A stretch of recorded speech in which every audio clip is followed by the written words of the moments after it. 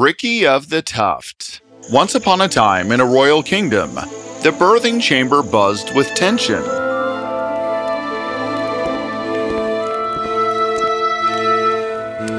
It's been hours.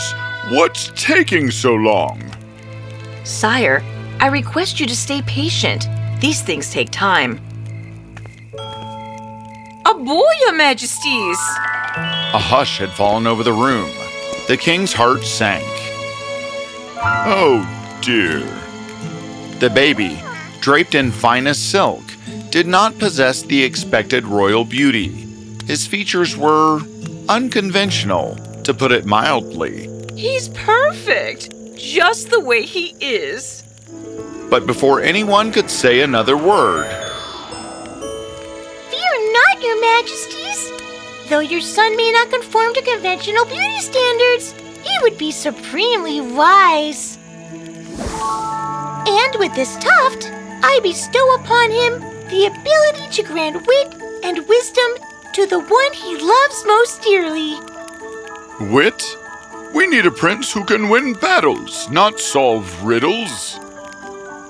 Perhaps, my love, there's more to life than appearances. This could be a wonderful gift. For you, my love, anything. We shall call him Ricky. And because of his unique hairstyle, Ricky of the Tuft. He's perfect, our little Ricky. And so began the tale of Prince Ricky of the Tuft. But hang on, in a neighboring kingdom of Fiore, another momentous occasion unfolded. Queen Isa was in labor, poised to deliver an heir. Frederick, it hurts! Just a little longer, my love. Hold on.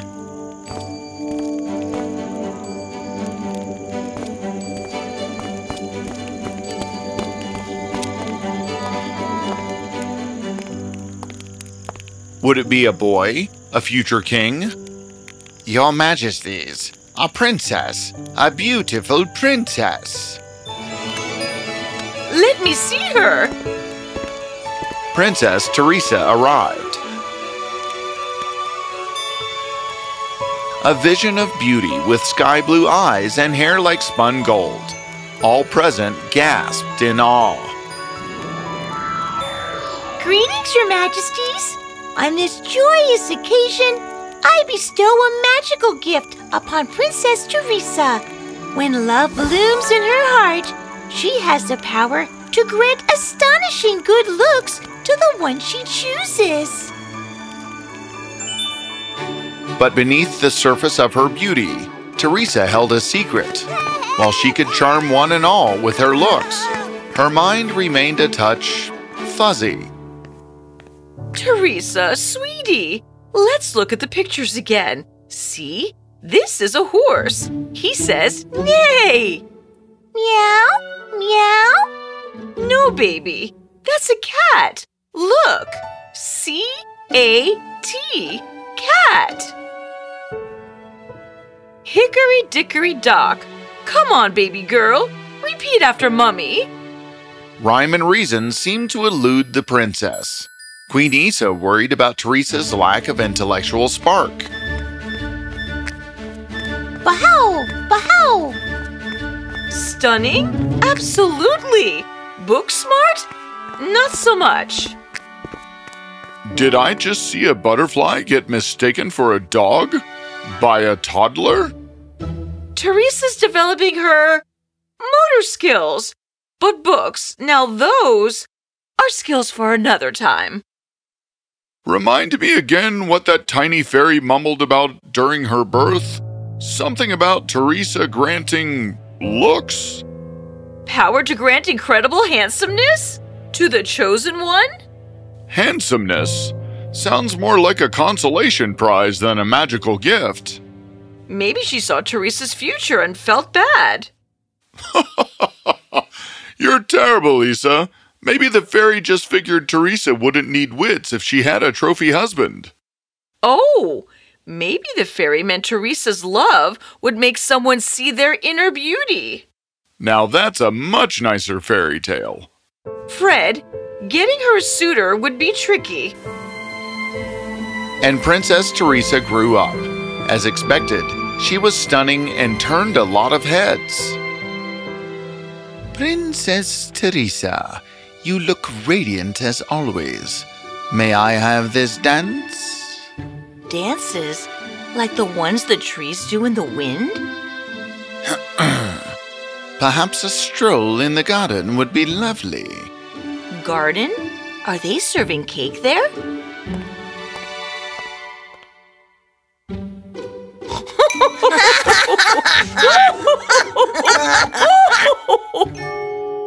Poor Duke Alistair, another victim of Teresa's charm. She's beautiful, I'll give her that. But duller than a week-old loaf of bread. Such a lovely shade of azure blue, Teresa. You wore it to match your eyes, didn't you? Blue is the color of sadness, isn't it? Like a gloomy Monday morning.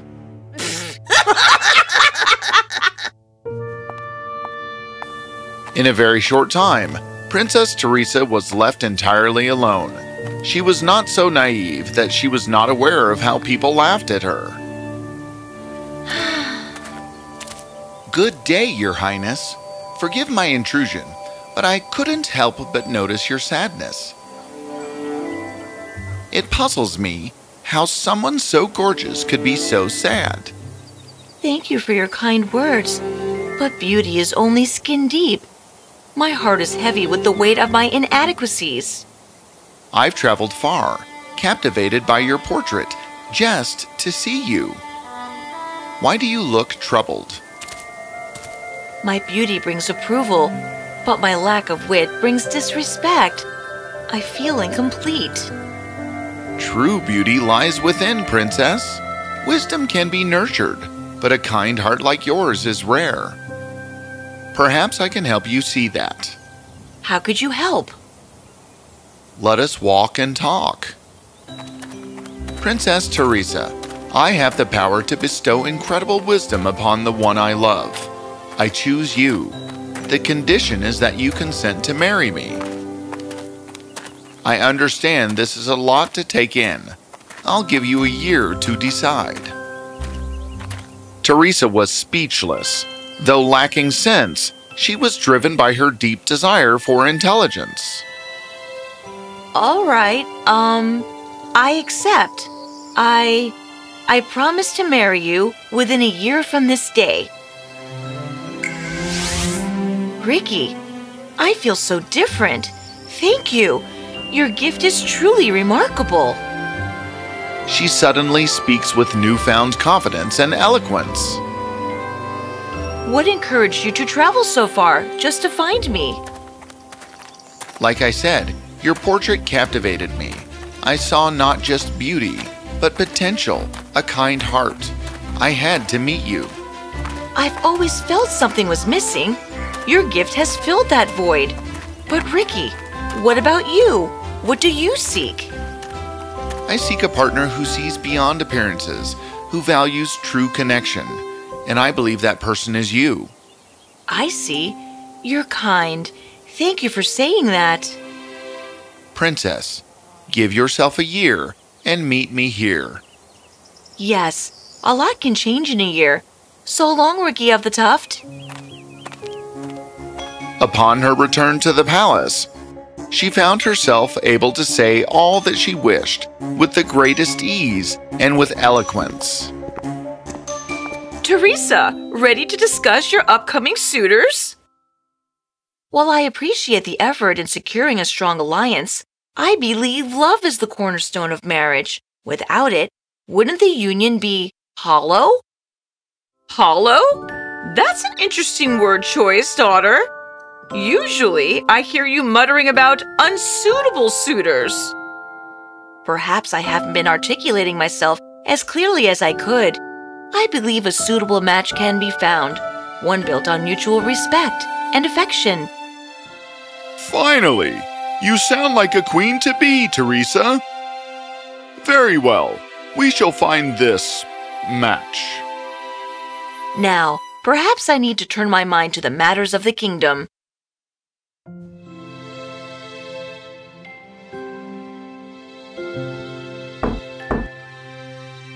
Enter. Father, I came with a solution to the tax issue troubling the northern farmers of Fiore.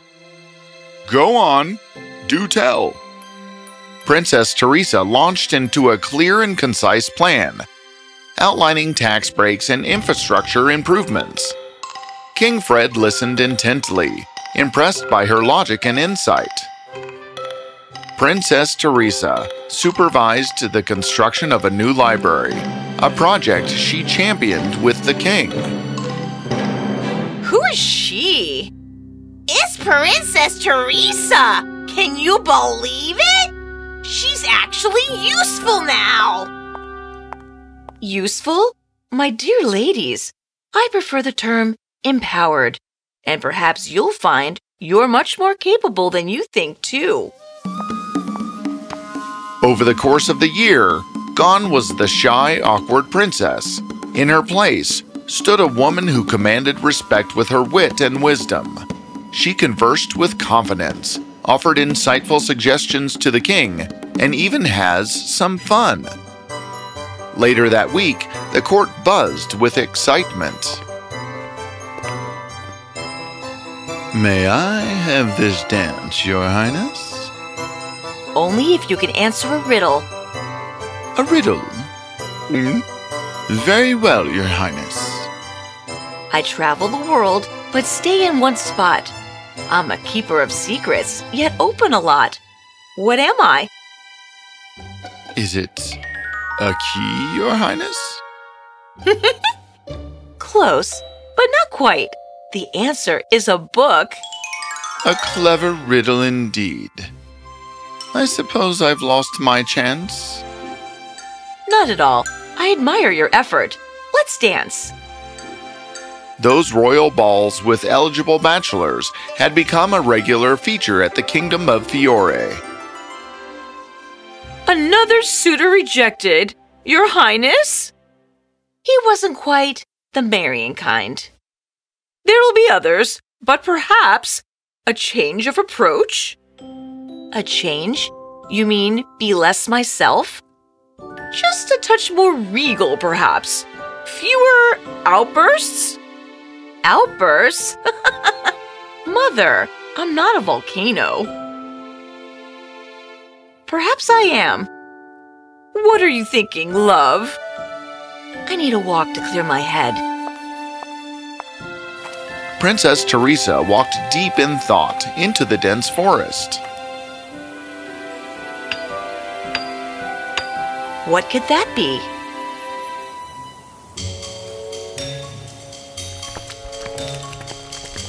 Bring me that boiler! Put some wood on that fire!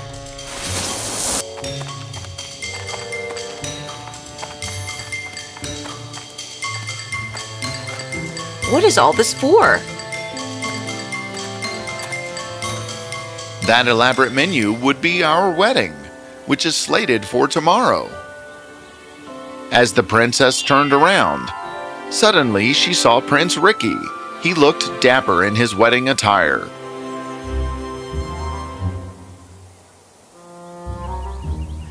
The wedding! I forgot! How could I forget? It's been a year already? Princess Teresa forgot her promise to marry the prince. Back then, she was inane, but Ricky's gift of intelligence made her forget all her foolish decisions. Prince Ricky, I haven't decided about marrying you. I'm confused even. Maybe being so smart makes this harder. I understand your predicament, Princess. I'm not going to insist you keep your promise like a simpleton would. Let me be blunt. Aside from my looks, do any of my qualities displease you? Not at all. I appreciate your upbringing, brains, character, and demeanor. Then happiness can be ours. You have the power to make me the most handsome man in the world. How so? The same fairy who gave me the power to endow intelligence also gave you the power to bestow beauty on the man you love. If that's true, I wish with all my heart for you to become the finest and most good-looking prince in the world. Ricky? Teresa, my princess, your earnest love has made me who I truly am. Likewise, my honest, humble, handsome prince. It is believed that the change wasn't due to fairy enchantment, but the power of true love, and they lived happily ever after.